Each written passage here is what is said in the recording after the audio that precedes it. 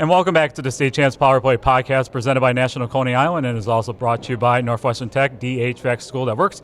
I'm Jonathan Kidd along with Sean Belizean. Sean, how are you today? Outstanding. This is the best time of year, being out. The first few nights of the tournament, there's a different game to go to every night. Go out and support the game locally. We're on the road, as you can tell. We're not in our podcast room. We're at the USA Hockey Arena.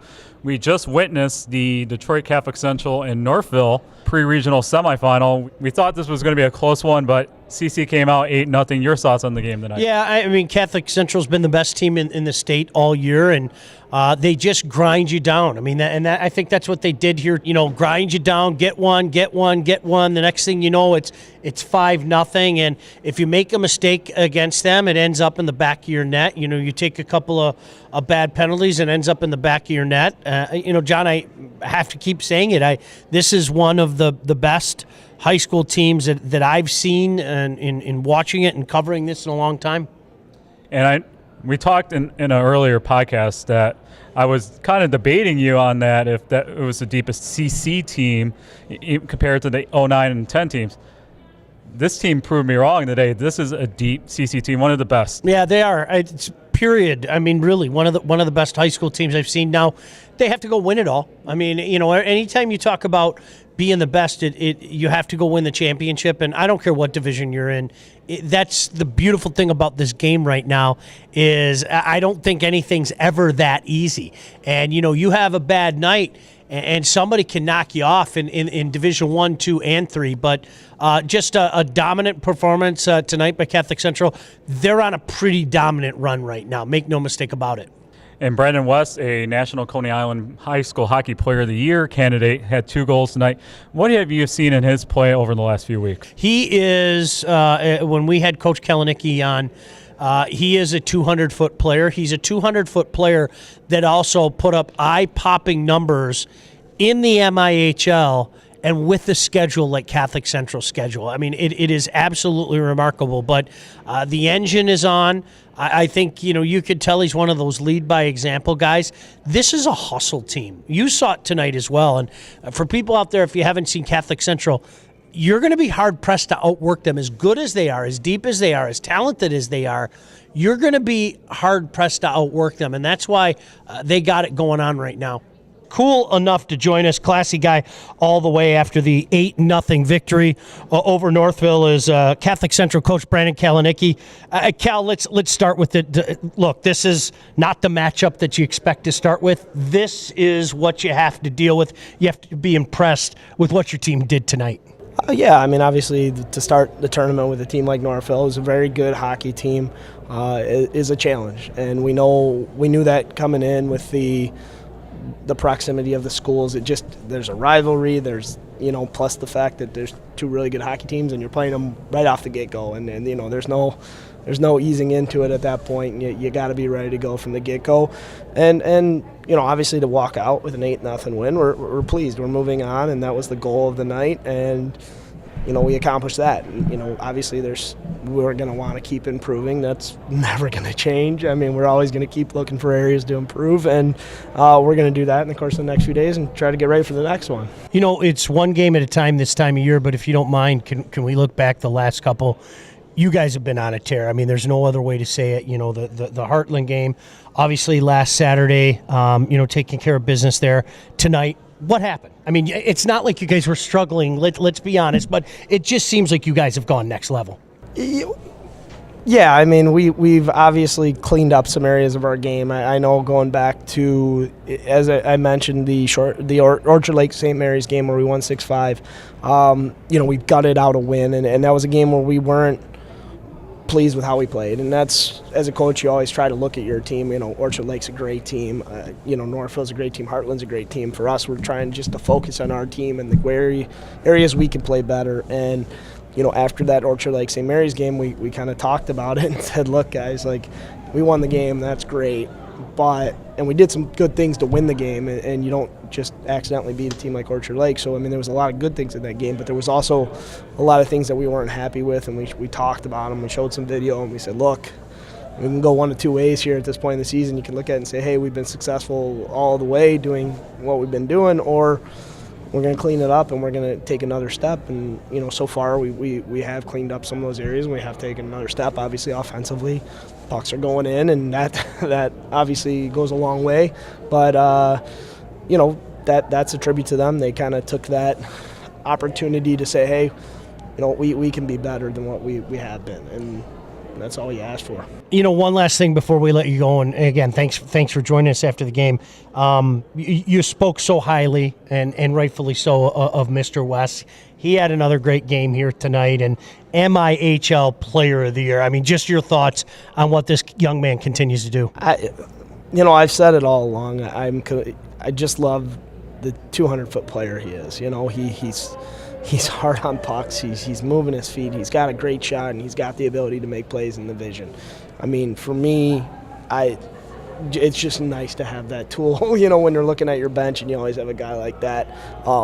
And like I said, the puck's been going in, and that's great. But on the other side of it, him and his line, they don't give up a lot, and that's important. That's why we look at it, and we.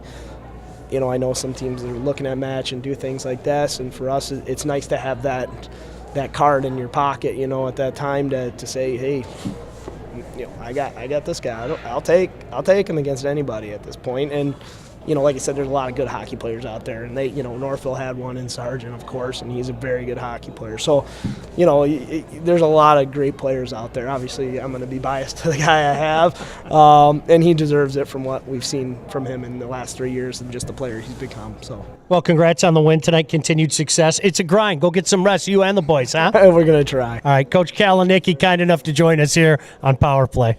We're going to get to some scores here from Monday night. Cranbrook 6-1 over Troy. You're saying that Cranbrook could make a nice run here. Look out. They are on fire right now. I mean, I think they're playing their best hockey of the season the last couple weeks, and they're going to be formidable for anybody. I mean, lest we forget, they played Catholic Central very tough right here in this building as well. So the Cranes are really doing some work right now, John. And the team that we always forget to talk about, Brighton. It seems like everyone forgets about Brighton. They beat Howell 6-2, looking on track for that regional final on Saturday between Orchard Lake St. Mary's and Brighton. Oh, should that be a dandy? I'm really looking forward to that. That is one that, they've played some dandies in the past. But as I said, and I mean no disrespect to Brighton, I think this OLSM team is one of their better teams in quite some time as well. So that should be an epic one if both teams obviously continue to do their business.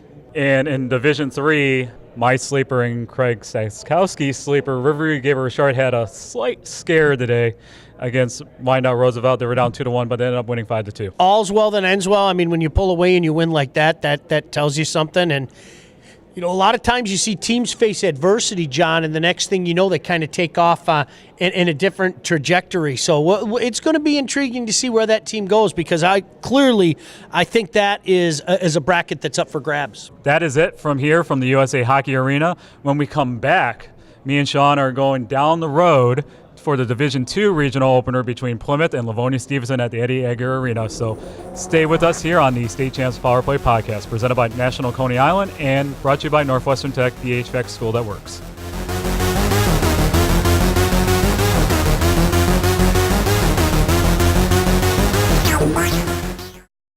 Time starved? Budget starved? Just plain starved? Get to National Coney Island. Come in any time of the day for a great meal served the way you want it. Fast, fresh, friendly. At National Coney Island, you'll find some of the best specials in town. Something for every taste and appetite. All made with top quality ingredients, prepared to delicious perfection, and served up at a price that won't break the bank. Welcome to National Coney Island. When you graduate from Northwestern Tech, heating and cooling companies take notice. And getting noticed is nice, but even better when it comes with respect. With a demand for HVAC techs and the type of money you can make in this industry, skilled tradespeople are getting the respect that they deserve. Hands-on training, experienced instructors, and thousands of Northwestern Tech graduates. In just 10.5 months, you can have the career and the respect you deserve. Northwestern Tech, the HVAC school that works.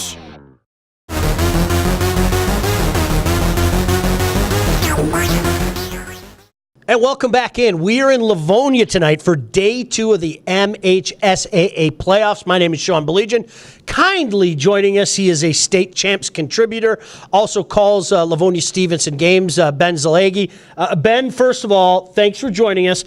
Second part, what an unbelievable high school hockey game tonight. Yeah, I know obviously on the Power Play podcast you guys have talked about seeding, and anyone that's willing to listen will talk about it, but I took tonight as leading with your best foot forward, right? If you want to put a positive spin, number 1 and number 2 in D2, going off in pre-regional. Yes, you would like to see this in the quarterfinals, but leading with your best foot forward. I mean, it was an incredible first period.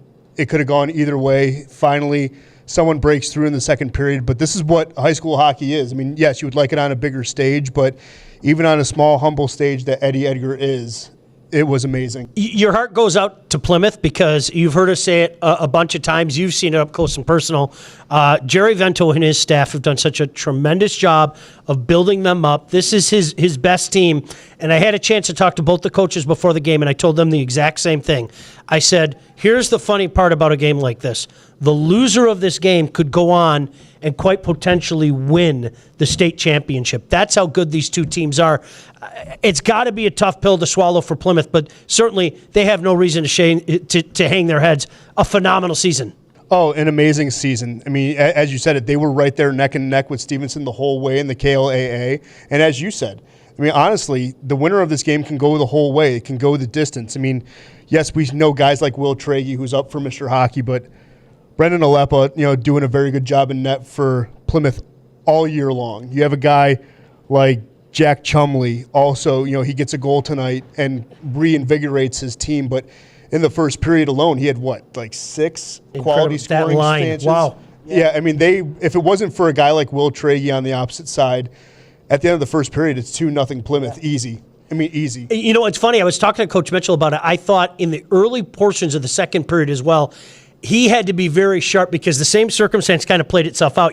Plymouth came out, kind of jumped in, got the puck in deep, and Will had to bail him out. I mean, that's the one thing that's got to be frustrating about playing a team like Livonia Stevenson. You know how much depth they have. You know that they have a monster like Bonet on the blue line, and then you have the last line of defense being one of the best goalies in the state. Yeah, it's a fun luxury to have, right? When you have a backstop like Will Tragey. I mean, he honestly is one of the best goaltenders I've seen in a while, and Stevenson's actually been spoiled with good goaltending. I mean, Colin Barber's one of them too, who played really well here at Stevenson. So it's a spoil of riches for Coach Mitchell. But yeah, it's when you also have a guy manning the blue line and Bonet, and a guy that can take over a game the way he did in the KLAA championship.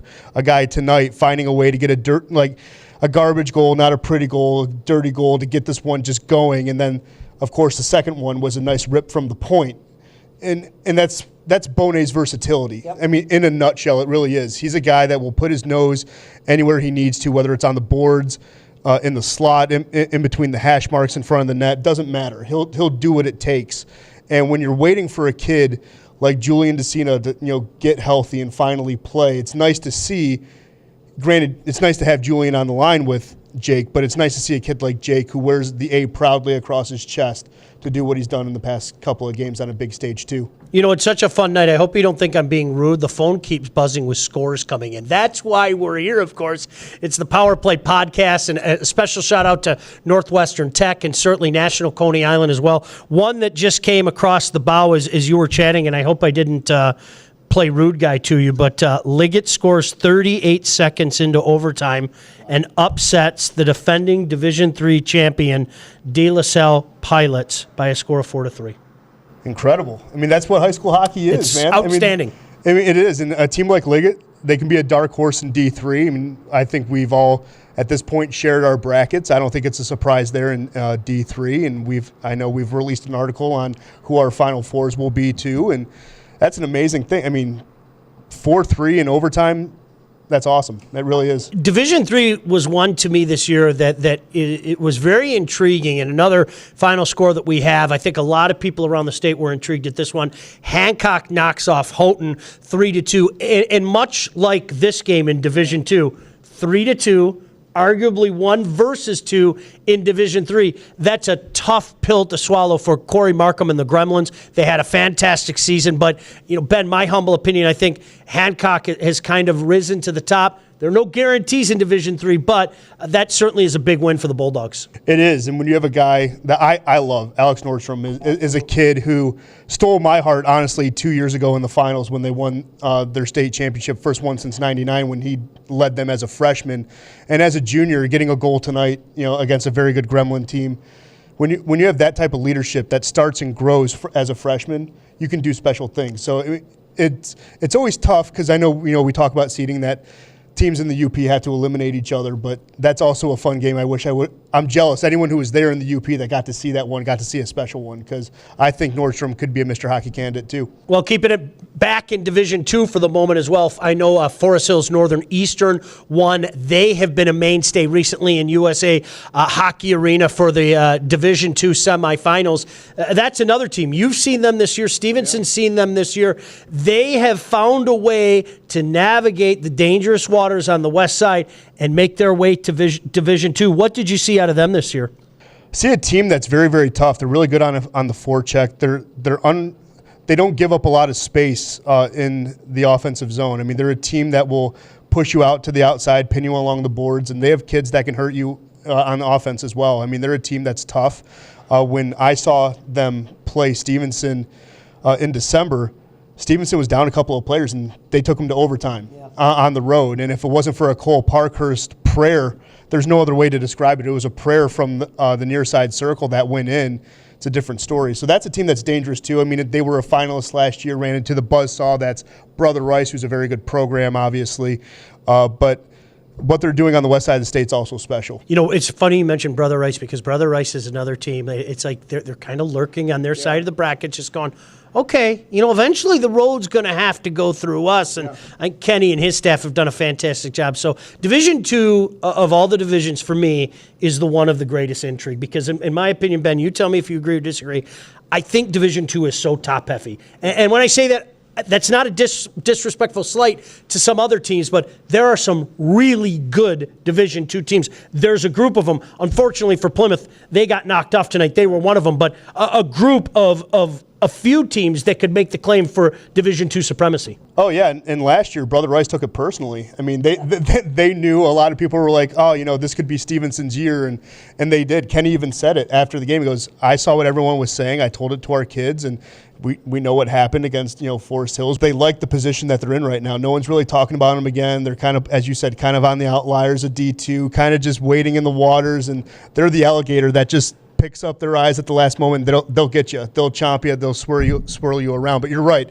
I mean, Heartland is very, very good. They're ready. They're willing to go. And you have a guy in Albring that can hurt you in any way that you want. He plays 200 feet of the ice perfectly, I think, for Rick Gadwa and Heartland. So, yeah, I mean, it is. It's top heavy. It's unfortunate because without seeding, all these guys are going to get knocked out until the really big stages. Yep. But yeah, you're right. I mean, Division II, I think, is the hardest division because it is so top-heavy. Ben Zalegi, kind enough to join him. You know him. You love him. Ben, always a pleasure to chat with you, my friend. Thank you, Sean. Pleasure. The victorious coach is joining us here at Eddie Edgar. David Mitchell. First of all, Coach Mitchell, congratulations. I think everybody expected a great game. That's what we saw tonight. Yeah, it was a fabulous hockey game. I mean, first off, I just can't say enough about the program Plymouth has built and what Jerry Ventos did there. I think everybody saw tonight. They outshot us. They had us on our heels quite a bit. We were chasing them around quite a bit. We were pretty opportunistic. Will Treggy, I thought, was outstanding. But it goes back to like what he's built there, and Jack Chumley and Tim Baldwin and Andrew Garby. That is such a good, well-coached hockey team. They made so many hockey plays today that I'm very obviously happy with the win, and it's great to move on. But it was a tough game to play, right out of the bat. So all the credit in the world goes to them because these playoffs are tough. They, like you said, it was tough to see a loser tonight, and obviously we're happy to be on the winning end. But it was, as you said, I thought a really good high school hockey game, and I thought the people that came got their money's worth. 3-2 was the final, and if you weren't here, folks, literally it came down to the last second. A draw in the Stevenson zone. Stevenson weathers a storm. You mentioned Will Treggy, and we've had him on our list for Player of the Year, of course, sponsored by National Coney Island. Coach Mitchell, expound on his play. I thought in the second period when Plymouth started to carry the play a little bit, Will was at his best. Well, I would say from the first period, Will was at his best. I mean, Plymouth had us on our heels the first period, and we didn't. I don't think we started the way in which we wanted to start, but that had everything to do with the way Plymouth started. They started hard and fast and got us on our heels, and Treggy was there. And what can I say about Will Treggy? He is such a high character kid. He's committed to his craft. He's another in the long line of, really top quality Stevenson goaltenders. I think he's going to play hockey for a long, long time. He's so focused. He's so dialed in. We could tell early he was going to be tough to beat. And, the only ones that beat him were, a couple rocket shots by them. So, I can't say enough about him and about what he does and how he plays. And, on top of that, he's one of the greatest character, hardest working kids you ever want to meet. So an all-around great kid and great hockey player. You know what's interesting? The last couple of weeks, Coach, it's not like you've struggled during the course of the season, but it seems like you guys have kicked it up a notch. And to me, this is a young man that really, I think anybody that follows the game at this level knows about. But I think number 4, Bonet, has been unbelievable. The Heartland game last week, tonight, it just seems like when the opportunity has presented itself, he's kicked his game up a notch. He's grown so much as a hockey player over the past 3 years we've had him, and you're absolutely right. He's a special kid. He works his tail off, and especially I think you saw we had some guys out tonight and guys that keep getting hurt, and the same thing with the Heartland game, and rather than play a little passive, he just says, "Coach, I got this. Coach, put me out." And he wants more ice. He's a kid that just keeps going and going. Another kid I think is going to play hockey for a long, long time. You see how he's built, and couldn't be happier for him because of the work he puts into everything. So yeah, he's been outstanding for us. One game at a time this time of year. I mean, we in the media can look at a little bit at our brackets. I know coaches like Coach Mitchell are looking one game ahead. Certainly you're familiar with your opponent on Thursday. What can you tell us about Canton? Canton's a team that is opportunistic. We played them earlier, but they have some guys. I know. One of their sophomore forwards leads them in goals, and number 5, and so we got to make sure we're strong on pucks. I think Canton's a team that's. I think you've mentioned this. We talked about looking to make a statement in high school hockey with a new coach and a new regime there. So it's absolutely what you said. If we can't sit here and celebrate this one. It's a quick turnaround. I'll practice tomorrow and regroup, and we have to come right back on Thursday. As you know, this is a grind, and we can't. We'll enjoy it, and we'll get some rest tonight and get the kids home and in bed. And ironically, I think it's the best news is Livonia's got a half day tomorrow. For teacher professional development. So I think the kids will get a nice little afternoon nap, which will help at this time of year. So, but Canton is a team, like I said, looking to make a statement. So we're going to have to bring our A game, bring our best game. Hopefully we'll get a little more, more traffic in front of the net, a little more pucks than that, and we'll still have our work cut out for us. Stevenson knocks off Plymouth tonight, 3-2 in the D2 playoff opener for both. Coach Mitchell, kind enough to join us. Classy, congratulations on the win, Coach Mitchell. Thank you, Sean. Thank state champs. Thank everybody for their coverage of high school hockey. Greatly appreciated by all of us. Hey, look who's back. It's John Kidd, everybody. I was gone for a little bit. Now I'm back. Phenomenal game tonight, wasn't it? Great game. Really was. Will Tragey, I know we talked in the past about Brendan West, the leading candidate for our Hockey Player of the Year, but Will Tragey has definitely made his case to win the award. I agree with you. Right now, there's a lot of hockey to be played, and certainly other guys that are in the mix can make a statement, but I'm with you. Right now, I think you have to look at West and you have to look at Will. You can't say enough about the pick-me-up that Will gave Livonia Stevenson tonight. It really, folks, this was, these aren't just words. This was a classic. This is an instant classic type of game. All right, now we're going to move on to the pre-regional finals. On Thursday, we have Lake Orion against Utica Eisenhower. my sleeper and Staz's sleeper in Lake Orion. So what do you see in this matchup on Thursday night? Hey, Nick Field quietly has done a great job for quite some time, and we talked about it. I think Bob Hall has flown under the radar for the longest time as well. Now, I picked Utica Eisenhower to get to the Final Four in Division I, but I wouldn't put it past the Dragons to win that game. I mean, that's the beauty right now. Some of the depth going on, you're really not surprised when you hear some of these scores. But, like I said, I'm going to stick with Ike. I think, when you got a player the caliber of Haste, I mean, that's an added bonus. But look, Lake Orion's a tough team. That should be a dandy. And I got Eisenhower as well. I'm going to be going downriver. Trenton against Saline, the Trojan Pit. I told you guys on Twitter tonight that I'm coming.